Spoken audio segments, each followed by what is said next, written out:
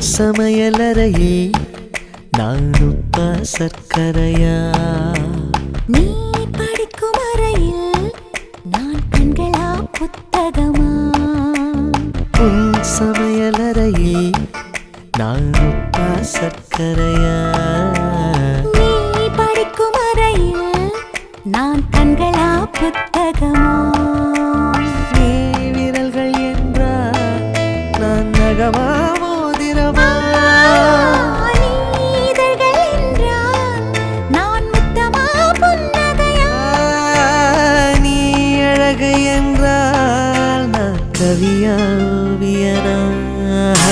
உன் சமையலறையில் நான் உப்பா சர்க்கரையா?